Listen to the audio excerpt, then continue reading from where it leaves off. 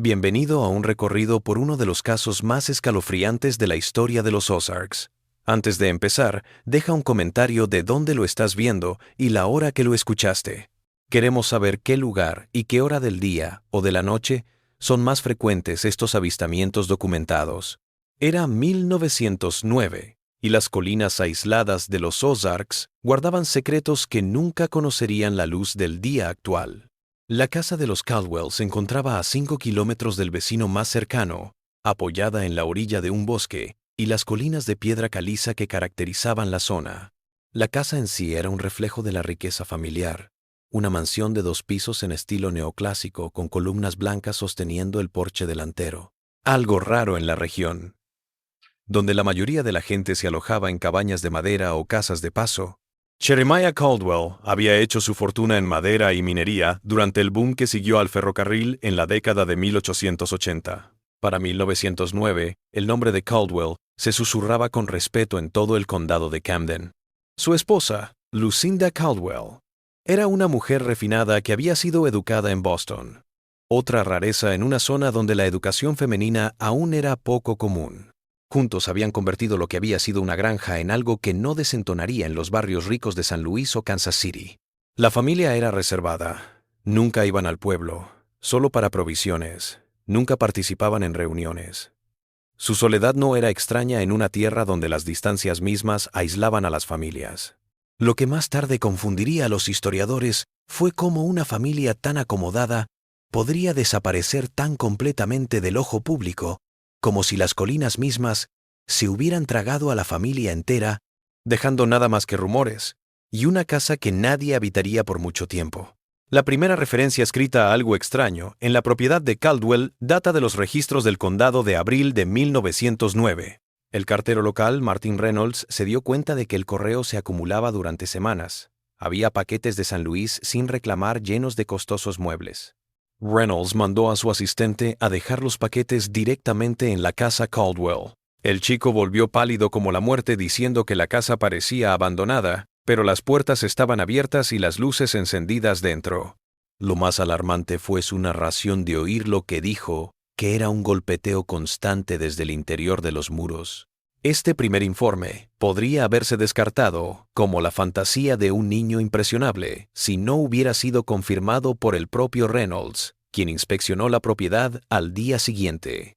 Su declaración jurada, asentada en el libro mayor del condado y archivada en la sede del estado, la describió como una casa abandonada peculiar, no como si hubiera sido abandonada intencionalmente, sino como si sus habitantes hubieran sido interrumpidos en medio de sus actividades cotidianas. Reynolds también observó una extraña atmósfera en la casa, inusitadamente silenciosa, pero no vacía. Cuando los funcionarios del condado finalmente hicieron un control de bienestar a principios de mayo, encontraron una casa que parecía haber sido abandonada a toda prisa. La mesa del comedor estaba puesta para una cena jamás consumida.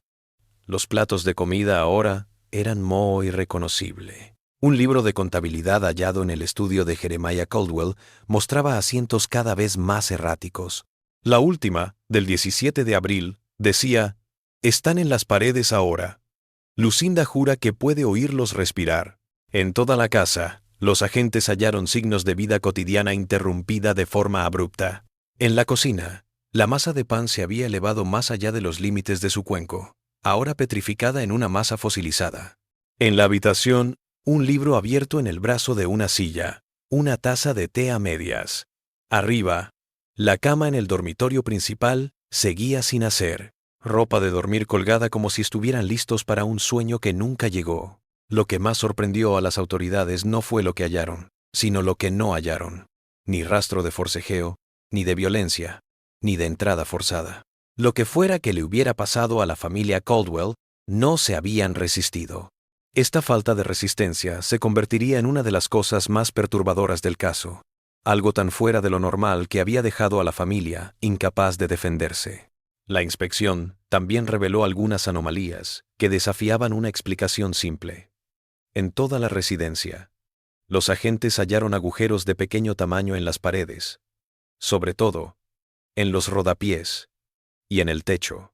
Agujeros que no parecían daños estructurales ni desgaste, sino como si hubieran sido hechos a propósito. Estas ventanas, algunas tan pequeñas como $1 de plata, y otras lo suficientemente grandes como para que entrara un animal pequeño, habían sido cubiertas detrás de muebles o cortinas, como si la familia estuviera tratando de ocultar su presencia a los demás. Aún más desconcertante fue lo que encontró en el sótano. En la base de piedra de la casa, había un arco pequeño y tosco que daba a lo que parecía una cueva natural de piedra caliza bajo la casa. Este corredor había sido bloqueado recientemente con una barricada improvisada de muebles y tablas clavadas en su lugar con clavos pesados en ángulos extraños, como si hubieran estado trabajando febrilmente. Cuando los agentes retiraron esta barrera, no encontraron nada más que oscuridad al otro lado. Una oscuridad que parecía, según un relato escrito, empujar contra la luz de nuestras linternas. Lo que siguió fue una serie de investigaciones que no lograron dar respuestas. Las autoridades locales sospecharon en un principio de un asesinato, tal vez por madereros rivales. Pero no se encontró ninguna señal de violencia. Las joyas familiares estaban intactas, e incluso había una gran cantidad de dinero en efectivo en el cajón del escritorio de Jeremiah. Sus caballos estaban en el establo, bien cuidados, lo que indicaba que quien los había alimentado lo había hecho recientemente. Pero la familia Jeremiah, Lucinda y sus 2 criados, se había desvanecido, dejando atrás una casa desierta pero habitada. El sheriff Donovan Richardson, el detective principal, organizó una búsqueda en todo el bosque circundante, utilizando cazadores locales y sus perros rastreadores. El equipo de búsqueda rastreó un radio de 8 kilómetros a la redonda de la propiedad, pero no hay indicios de que la familia se haya ido a pie. El único hallazgo extraño se realizó a unos 400 metros de la casa. Un círculo perfecto de vegetación muerta de unos 6 metros de diámetro en el que no crecía nada. Los perros de los cazadores se negaron a pasar por encima de él y aullaban y retrocedían al acercarse. El caso podría haberse perdido en las filas de personas desaparecidas sin resolver si no fuera por lo que ocurrió en la propiedad en los meses posteriores. 3 familias distintas lo compraron y lo habitaron entre junio y diciembre de 1909. Ninguna duró más de 3 semanas. Y todas se fueron en condiciones similares de angustia, hablando de una frialdad antinatural en ciertas habitaciones y ruidos de movimiento en las paredes. La tercera familia, los Preston, dejaron un diario en el que contaban que escuchaban susurros extraños a través de las paredes, como si los estuvieran llamando por su nombre. El diario Preston, que se encuentra en los archivos de la Sociedad Histórica del Estado de Missouri, da el informe de primera mano más completo de los fenómenos que vivieron los siguientes habitantes. La matriarca familiar, Abigail Preston, llevó un diario detallado de su estadía de 3 semanas en la casa. Sus publicaciones iniciales eran optimistas sobre la magnitud y el potencial de la propiedad, pero pronto se convirtieron en comentarios cada vez más inquietantes.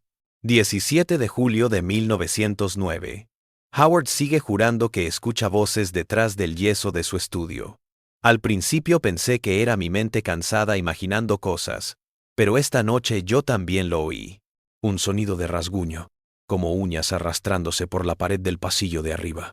Cuando acerqué mi oído al papel tapiz, el ruido cesó al instante, para reanudarse tan pronto como me alejé.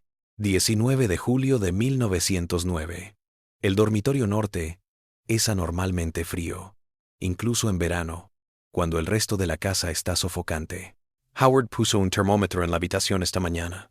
Por la tarde, el mercurio había descendido más allá de lo que podía leerse en el termómetro. Cuando lo recuperó, estaba cubierto de escarcha, aunque la habitación no mostraba signos de humedad. 23 de julio de 1909. Ahora Howard se niega a dormir solo. Dice oír ruidos tras el cabecero. No escucho nada, pero la mirada en sus ojos cuando habla de él me congela más de lo que podrían hacerlo los puntos fríos. La última entrada, del 28 de julio de 1909, dice: «Partimos al amanecer. Dios tenga misericordia del que venga después de nosotros». La familia huyó tan rápido que dejaron atrás la mayor parte de sus bienes, que permanecieron en la casa hasta que funcionarios del condado los inventariaron y se los llevaron en agosto. Para 1910, la casa Caldwell se había vuelto tan notoria que el registrador del condado no pudo encontrar compradores para hacerse cargo de la propiedad. Estuvo abandonada durante casi una década, convirtiéndose en una leyenda local y un desafío prohibido para los adolescentes del condado de Camden. Lo que hace que este caso sea intrigante no es solo la desaparición en sí, sino la manera en que gradualmente el nombre de Caldwell se fue desvaneciendo de la memoria colectiva, como si alguien hubiera intentado borrarlo de la historia. En los archivos del condado hay un documento fechado en diciembre de 1911, la carta de un doctor, Augustus Fletcher, del Hospital Estatal para Enfermos Mentales de Missouri, en busca de una paciente que decía ser Lucinda Caldwell. Según la correspondencia de Fletcher, la mujer había sido descubierta deambulando cerca de la estación de tren en Jefferson City, desorientada y aparentemente amnésica. Lo único que poseía eran las ropas que vestía y un pequeño libro encuadernado en cuero, con flores prensadas y notas encriptadas. Fletcher dijo que cuando se le preguntaba por su familia, la mujer solo repetía, «La casa digiere».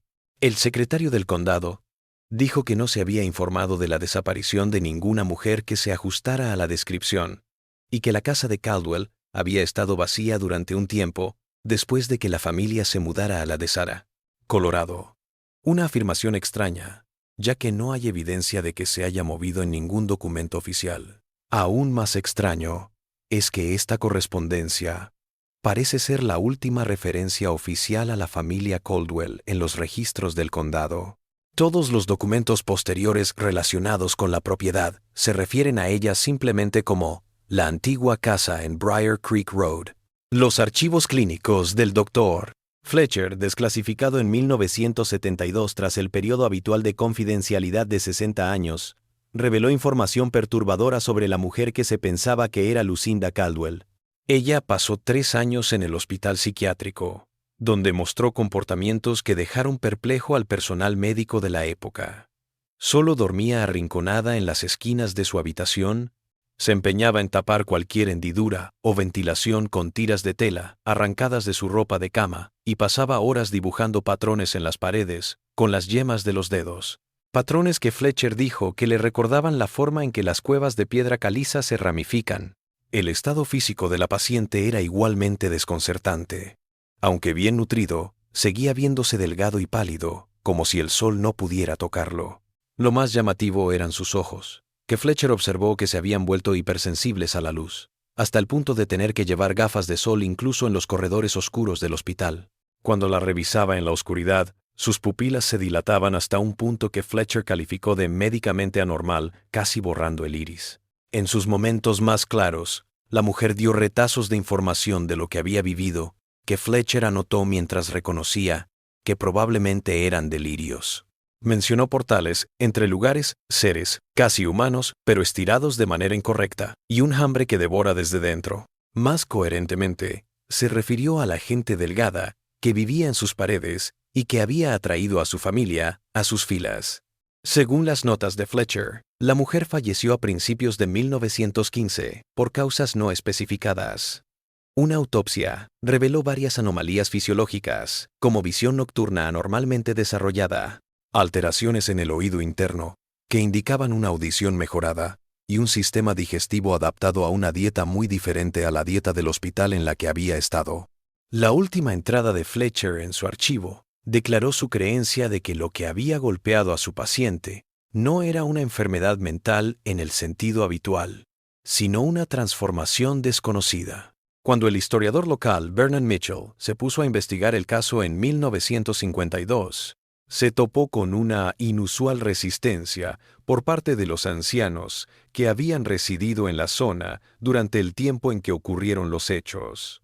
Quienes lo reconocieron recordar a los Caldwell se negaron a hablar de ellos, a menudo por superstición.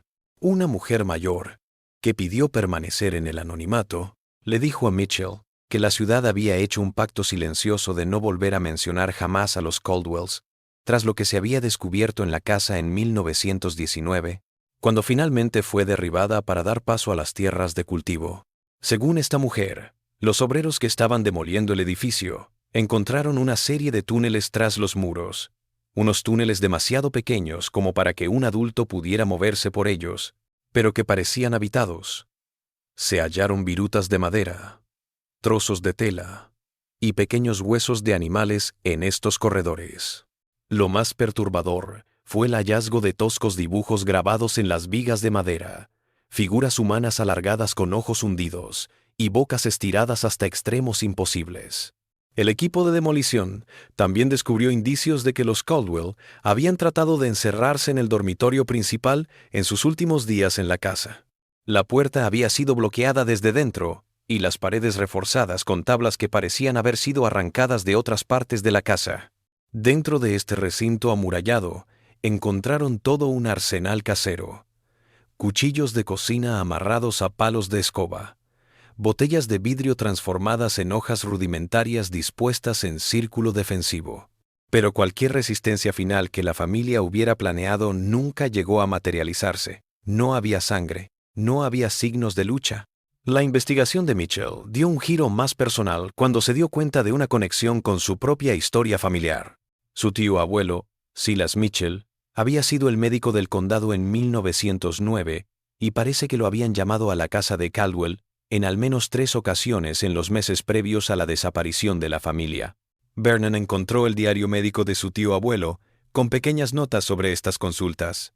Las notas detallaban las quejas de Lucinda Caldwell sobre ruidos de arrastre por la noche y su creciente insomnio.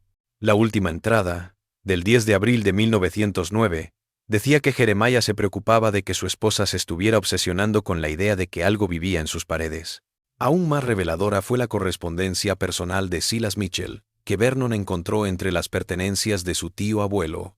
En una carta a un colega médico en San Luis, fechada el 12 de abril de 1909, Silas describió síntomas que había notado en Jeremiah y Lucinda Caldwell que desafiaban su comprensión médica. Ambos palidecieron de forma extraña, a pesar de su estilo de vida supuestamente activo, y son sensibles a la luz del día hasta el punto de que deben mantener las cortinas cerradas incluso en días nublados. La Sra. Thompson's hearing. Caldwell se ha vuelto tan sensible que el habla ordinario la hace estremecerse. En cuanto al Sr. Caldwell, en mis 3 visitas, su apariencia se ha vuelto más demacrada, sus movimientos más suaves, pero extrañamente angulares, y sus ojos han adquirido un brillo reflectante en la oscuridad como el de los animales nocturnos. Silas terminó la misiva manifestando su convicción de que los Caldwell padecían una enfermedad desconocida por la medicina actual, seguramente endémica de la zona geológica calcárea en que vivían, y rogó a su corresponsal que le informase de cualquier caso semejante que pudiera conocer. Caldwell se queja de un constante sabor a tiza en la boca. No importa lo que coma. Lo más alarmante es el cambio físico que se nota en la Sra. No se halló respuesta a esta pregunta entre los papeles de Silas, lo que indica que o bien no se envió ninguna o se destruyó. Lo que hace que este caso sea tan convincente es cómo ilustra el costo psicológico del aislamiento en la naturaleza salvaje de los Ozarks en ese momento. Los bosques espesos y el relieve accidentado de la zona aislaron a las granjas en pequeños mundos propios durante semanas o meses. Este aislamiento geográfico y la resistencia cultural a la influencia externa que definía a los pueblos de los Ozarks generaron el ambiente ideal para que la tensión psicológica se manifestara en formas extrañas.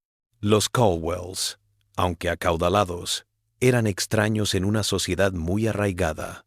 Jeremiah se había enriquecido explotando los recursos naturales locales, algo que podría haberle ganado el resentimiento silencioso de los lugareños que veneraban la tierra casi religiosamente. Este aislamiento social, combinado con el aislamiento físico de su apartada propiedad, puede explicar por qué su desaparición causó tan poca alarma oficial y por qué las generaciones futuras estaban tan dispuestas a olvidarlos.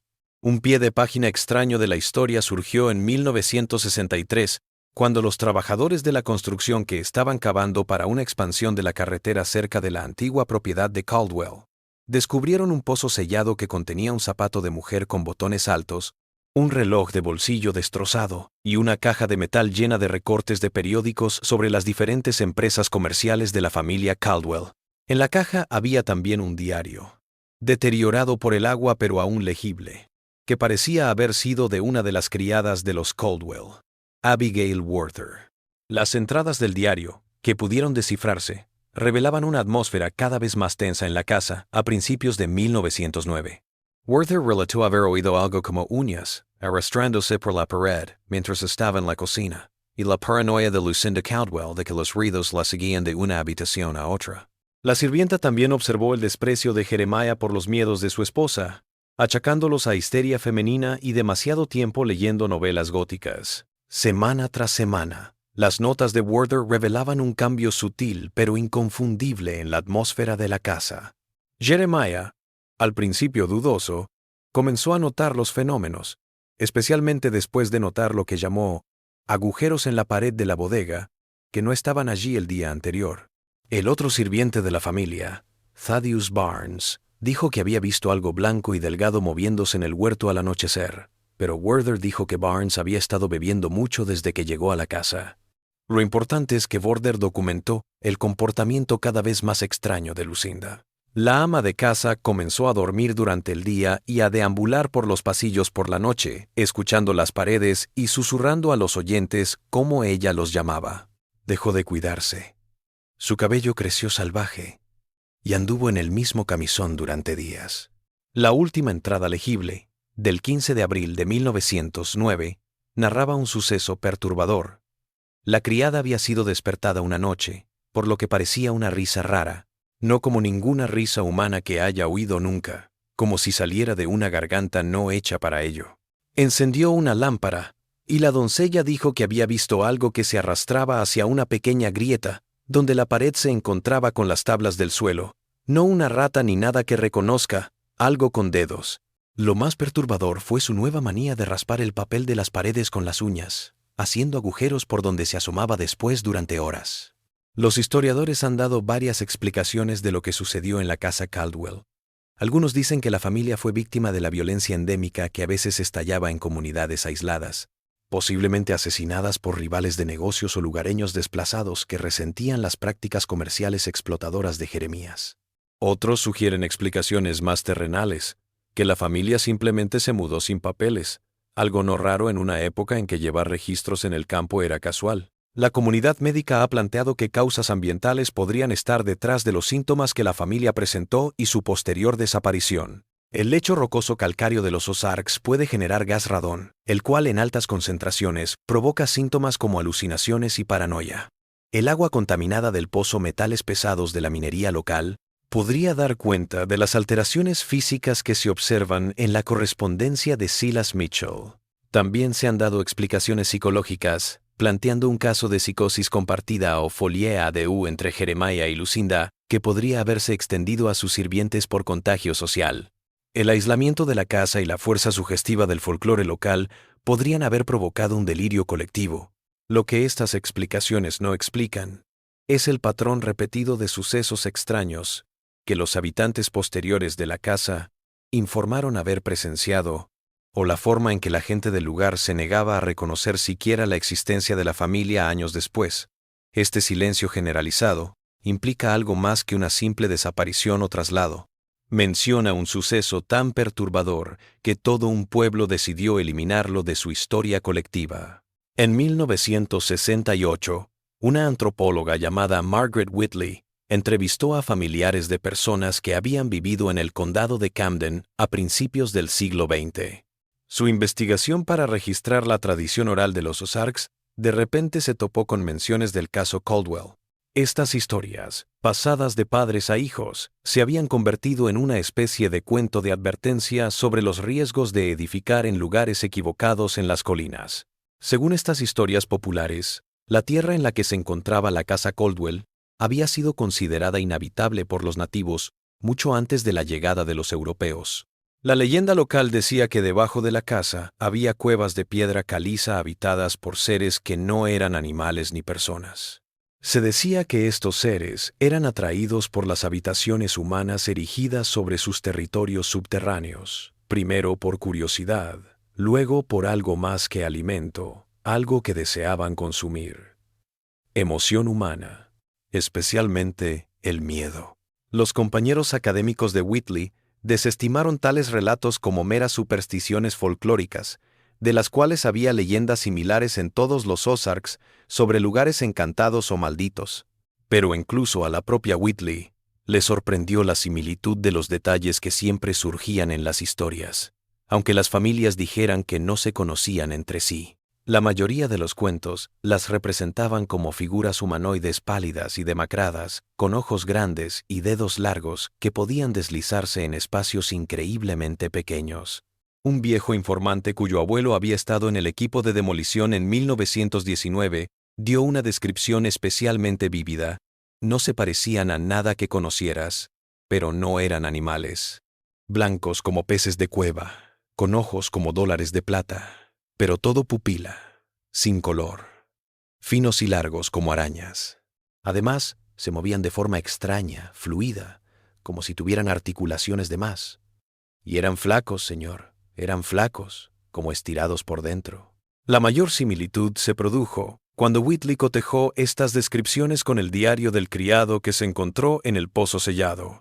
El sirviente nunca había dicho exactamente qué vio alejándose de la pared, solo que tenía dedos y se movía de una manera no como un animal. Pero los cuentos populares que Whitley había recogido, seguramente refinados a través de años de narración, hablaban de monstruos que coincidían con los dibujos hallados grabados en las vigas de soporte de la casa durante su demolición. La investigación de Whitley la llevó a una idea intrigante, que los cuentos populares de seres subterráneos en los Ozarks podrían basarse en encuentros reales con comunidades humanas aisladas que habitaban los vastos sistemas de cuevas debajo de la región.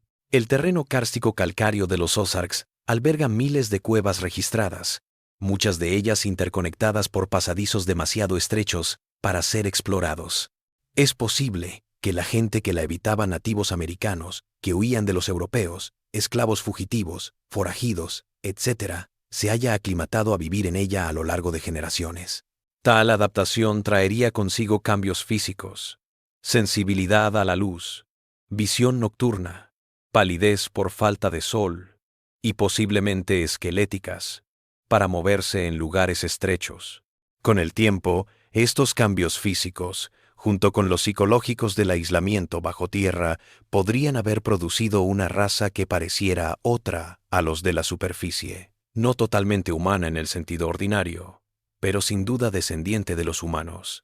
Esta idea recibió un respaldo inesperado en 1971, cuando espeleólogos que exploraban un sistema previamente no mapeado cerca de la antigua propiedad Caldwell tropezaron con evidencia de habitación humana antigua en las profundidades de la piedra caliza.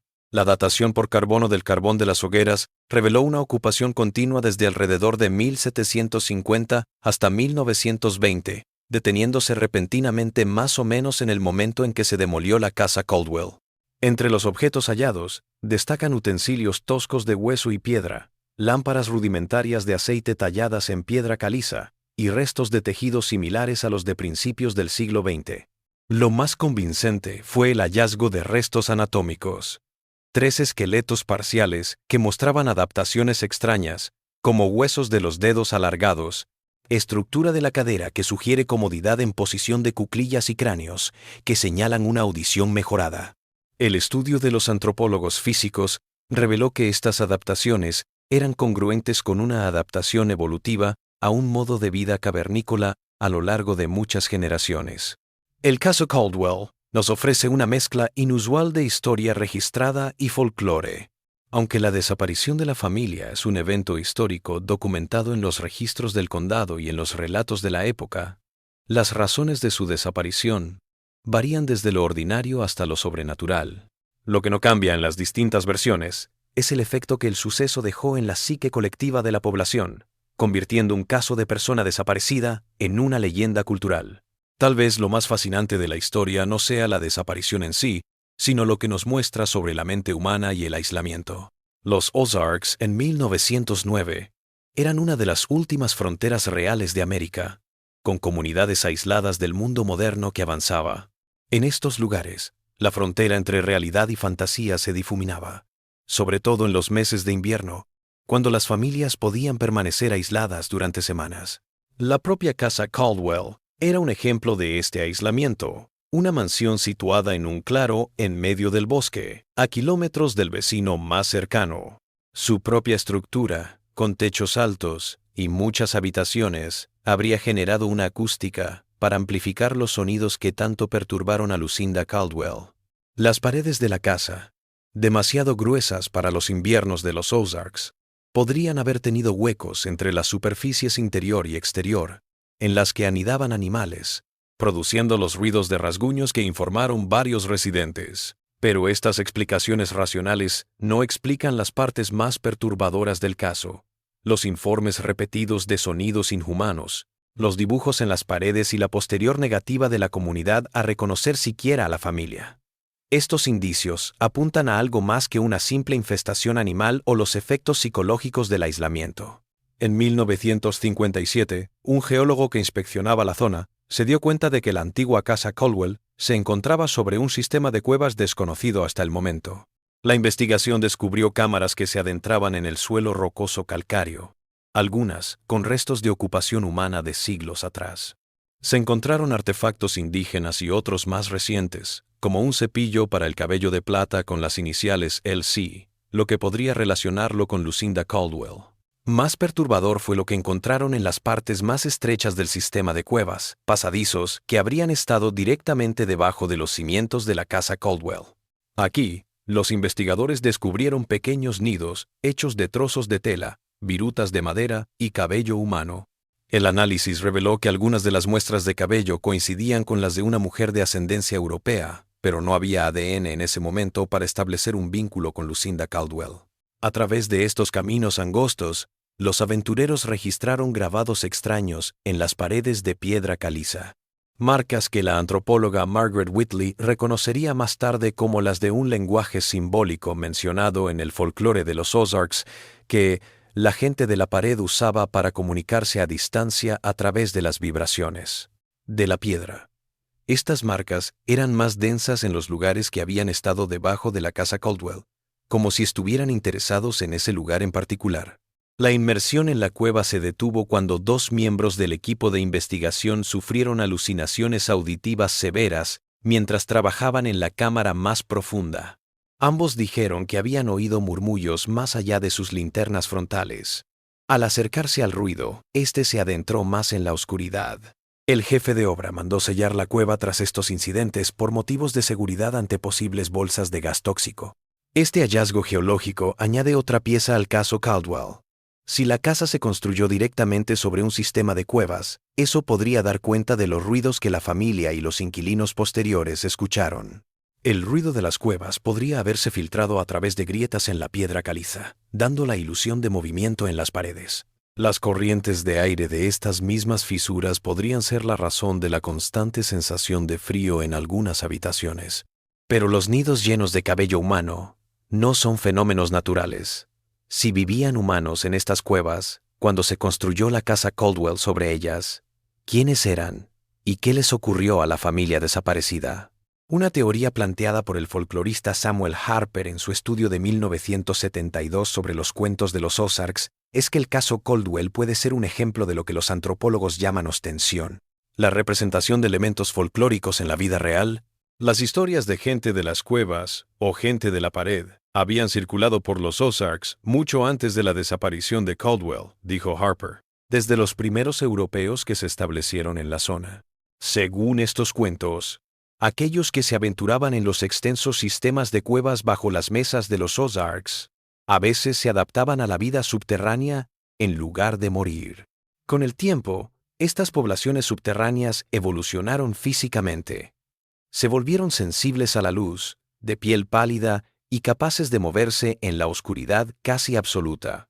Se decía que a veces salían a la superficie, por la noche, a robar provisiones de las casas humanas erigidas sobre sus reinos subterráneos. Harper propuso que aquellos que conocían estas historias, tal vez los criados Caldwell, podrían haber inventado pruebas para reforzar el folclore, ya sea por una broma o por motivos más oscuros. Los extraños objetos hallados en las paredes durante la demolición podrían haber sido colocados para mantener viva la leyenda. La desaparición de la familia podría haber sido aprovechada para reavivar una vieja historia, razón por la cual los siguientes habitantes describieron las mismas cosas. Ya llegaban con la idea de que cualquier cosa extraña que ocurriera la atribuirían a la leyenda. Esta teoría explica muchas cosas, pero no explica la evidencia física descubierta en las cuevas debajo de la propiedad. Los nidos llenos de cabello humano, que coincidían con la descripción de Lucinda Caldwell. Tampoco explica a dónde fueron realmente la familia, o por qué los registros del condado parecían haber sido manipulados para dar la impresión de que se habían mudado cuando no hay constancia de que lo hicieran. Tal vez la posibilidad más perturbadora es que tanto las explicaciones racionales como sobrenaturales tengan razón. La naturaleza geológica del sistema de cuevas bajo la propiedad, junto con los efectos psicológicos del aislamiento y el folclore local, formaron el escenario ideal para una tragedia que la comunidad prefirió ignorar antes que afrontar. Tomemos esta cadena de acontecimientos. Los Caldwell, recién llegados y aislados tanto geográfica como socialmente, empiezan a notar cosas extrañas en su casa. Ruidos en las paredes, puntos fríos en las habitaciones. Lucinda, ya propensa a la ansiedad, según el médico, se obsesiona con estos incidentes. Jeremiah ignora sus temores, generando tensión en la casa, algo que los sirvientes notan. Mientras tanto, bajo la casa, el sistema de cuevas está vivo, no con fantasmas, sino con personas desplazadas que han hecho de las profundidades su hogar. Tal vez son rezagos de bandas nativas americanas desplazadas por la colonización europea o fugitivos de la justicia que se refugiaron en las extensas cavernas subterráneas de los Ozarks. Estos seres, acostumbrados a la oscuridad y a los lugares estrechos, podrían recorrer sin dificultad las fisuras que comunican las cuevas con los espacios entre las paredes de la casa. Pero a medida que la mente de Lucinda se desmorona, estos moradores de las cavernas notan el alboroto que se cierne sobre ellos. Tal vez incluso espían a la familia a través de las tablas del suelo o las paredes. Algo en la forma en que Jeremiah se refiere a los temores de su esposa, tal vez el desprecio en su voz, desata la ira. Los moradores de las cuevas intensifican intencionalmente los fenómenos, desplazándose con mayor libertad por las paredes, provocando ruidos para molestar en la casa. Las tensiones aumentan hasta abril de 1909, cuando algo desata una pelea violenta. Tal vez Lucinda, en su estado mental deteriorado, ve a uno de los habitantes de las cuevas colándose en la casa a través de un punto de entrada no descubierto anteriormente. Tal vez Jeremías finalmente se da cuenta de la verdad de lo que dice su esposa y trata de averiguarlo.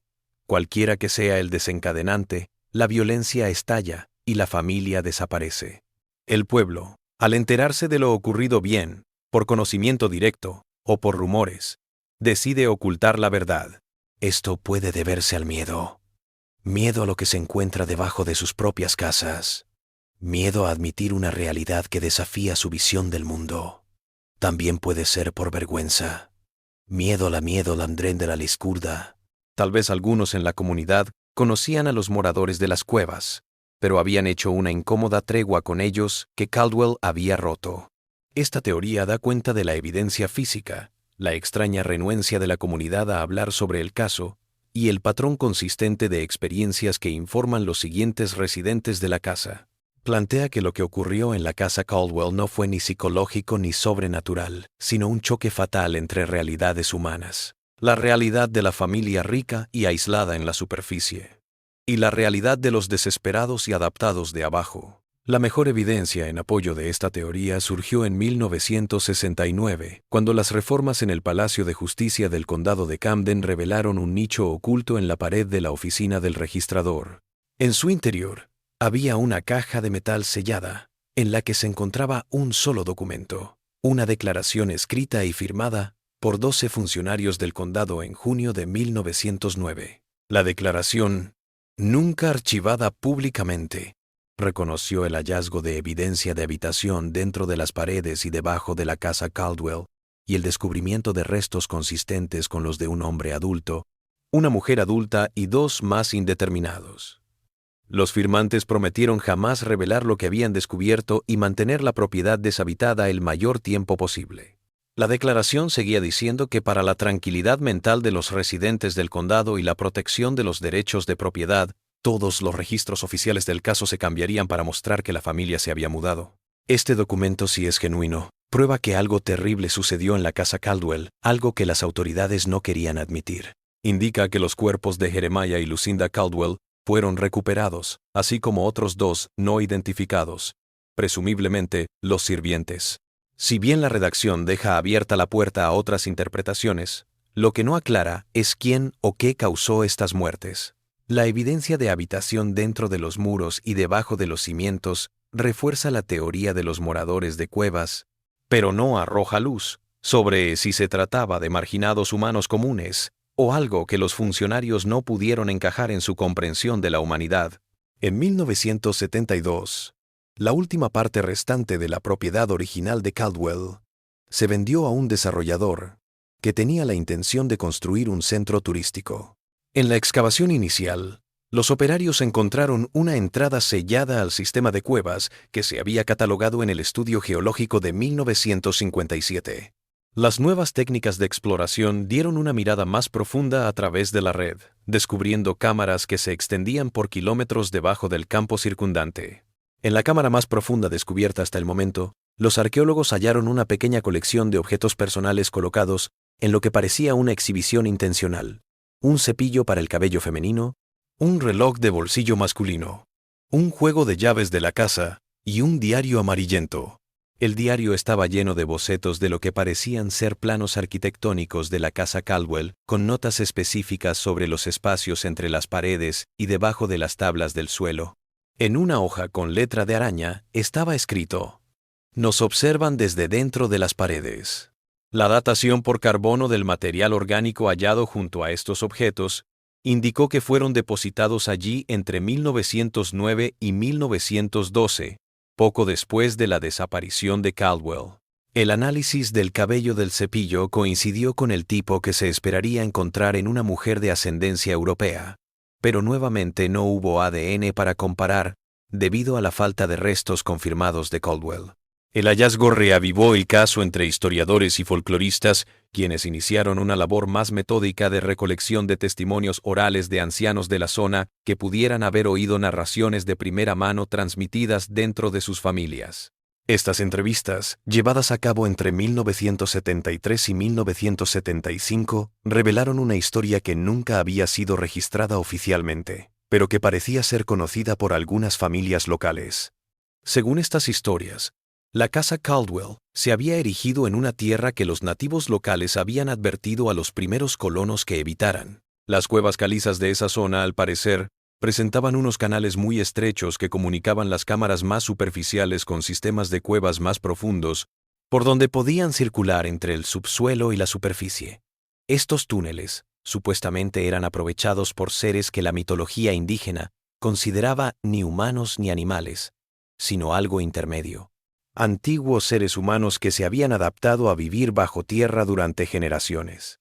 La tradición oral decía que los colonos locales habían coexistido incómodamente con estas criaturas durante décadas antes de que llegaran los Caldwells. Por un pacto no escrito, algunas tierras quedaron sin desarrollar, en especial el lugar donde se levantaría la casa Caldwell.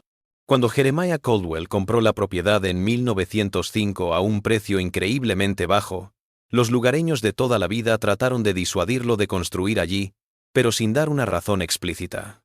A medida que la casa se iba construyendo, los obreros decían que las herramientas desaparecían, que oían ruidos en los agujeros recién cavados para los cimientos y que había muchos accidentes.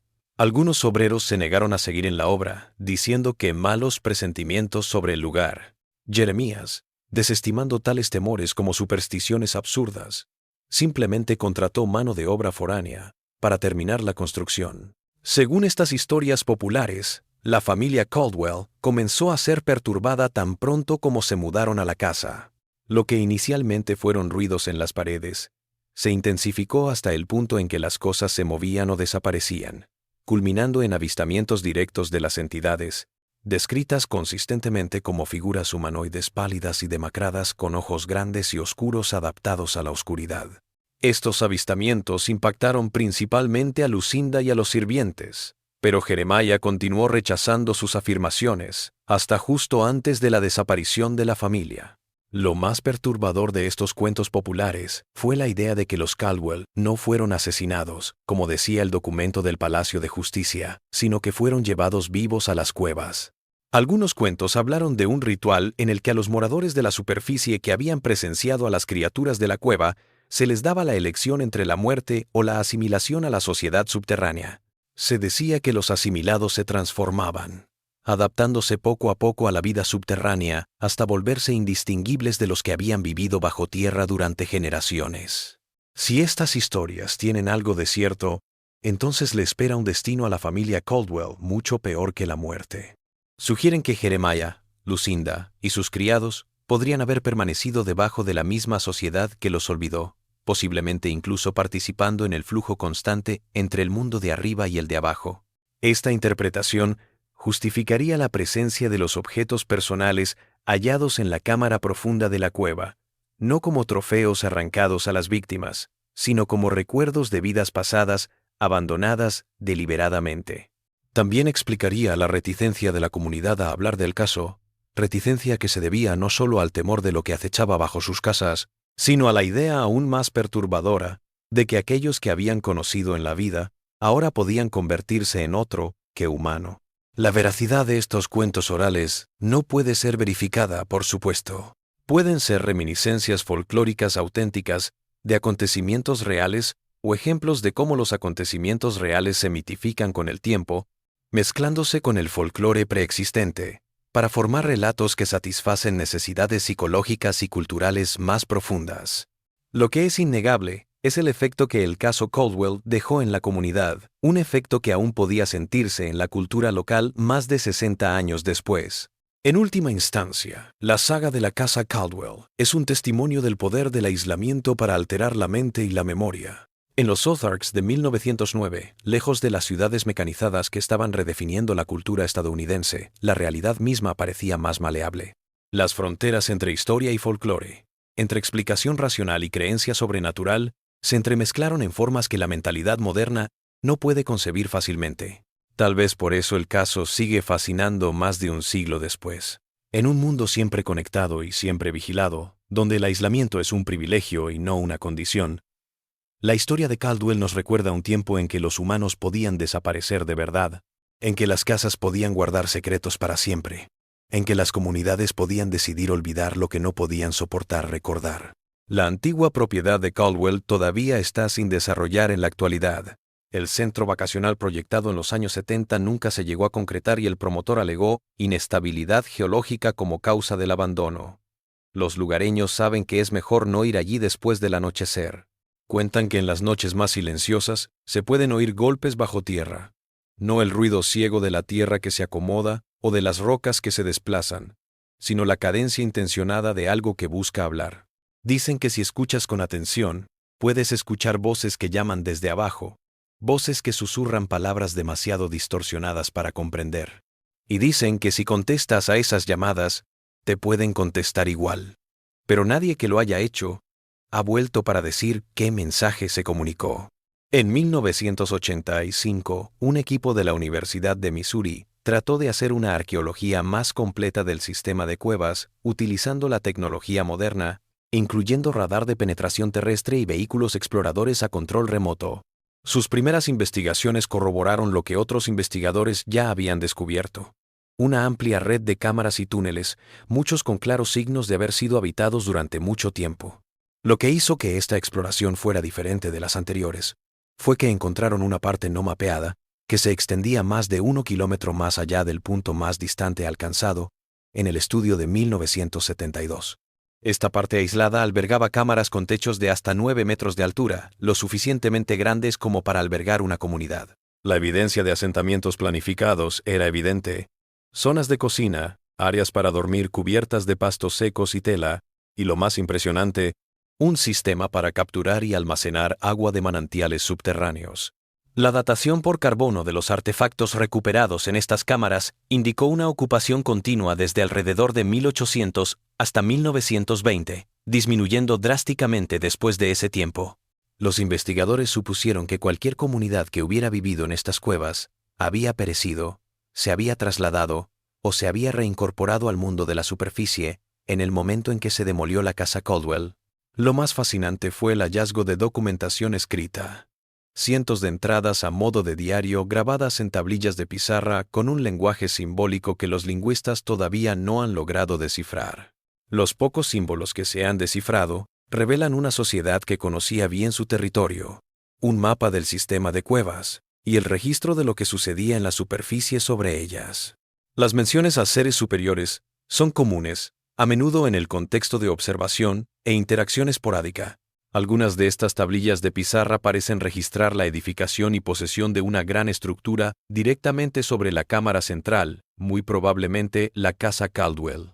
Las entradas se multiplican y se hacen más apremiantes en un lapso que corresponde a principios de 1909, con reiteración de signos que los lingüistas interpretan como violación, exposición y decisión.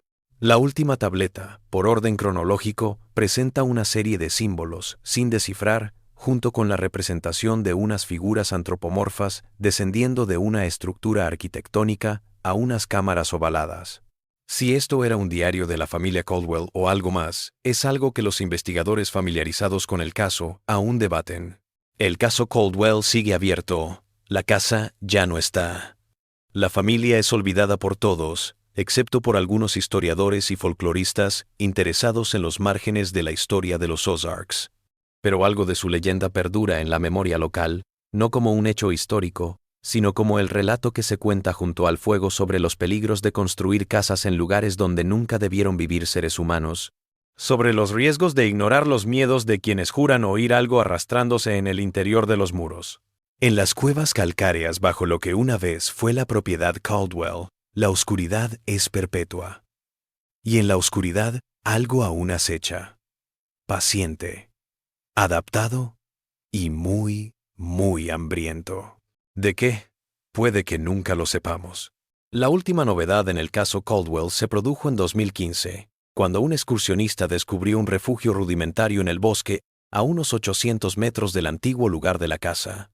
En el interior del refugio había un viejo diario de cuero, sus páginas amarillentas por el tiempo, pero aún legibles. El diario parecía haber sido escrito en la década de 1930 por alguien que se hacía llamar L.C. Ho, posiblemente Lucinda Caldwell y una tercera desconocida. El diario estaba lleno de fragmentos dispersos que narraban una vida compartida entre el mundo de arriba y el de abajo. Se refería a una sociedad que había evolucionado sus propias costumbres, lenguaje y jerarquía social, adaptándose a la vida bajo tierra y teniendo poco contacto con el mundo de la superficie. Lo más perturbador fueron las partes que implicaban que todavía traían nuevos miembros a esta comunidad hasta tan tarde como en el siglo XX. Personas que habían visto demasiado y se les había dado una elección. Las autoridades desecharon el diario como un fraude, ya que el papel y la tinta no coincidían con el tiempo que supuestamente había pasado. Pero los habitantes que han leído ejemplares del texto señalan una extraña familiaridad en las descripciones de la vida bajo el agua, detalles que se corresponden demasiado bien con las leyendas transmitidas oralmente de generación en generación como para ser una coincidencia. Nunca sabremos toda la verdad sobre lo que le ocurrió a la familia Caldwell aquella primavera de 1909. Tal vez algunos enigmas están destinados a permanecer sin solución, para vivir en ese crepúsculo entre la historia y la leyenda donde la mente humana puede jugar con posibilidades demasiado perturbadoras para la certeza. Lo que sabemos es que en algún lugar de las colinas de los Ozarks se alzó una casa donde una familia desapareció, y debajo de la casa, los túneles se adentraban en la oscuridad. Una oscuridad que podría no haber albergado nada más que piedra caliza y silencio, o algo que aún observa y espera. Para quienes erigen sus moradas allí donde el velo entre los mundos se adelgaza. Quienes se aventuran a manejar por los caminos del condado de Camden en la noche, aún escuchan el mismo consejo de los lugareños. No se detengan en claros donde nada crece. No presten atención a los ruidos que puedan escuchar bajo sus pies. Y si oyen algo rasguñando dentro de sus muros, pretendan no haberlo oído. Porque identificar estas voces es el primer paso para una elección que nadie debería tener que tomar.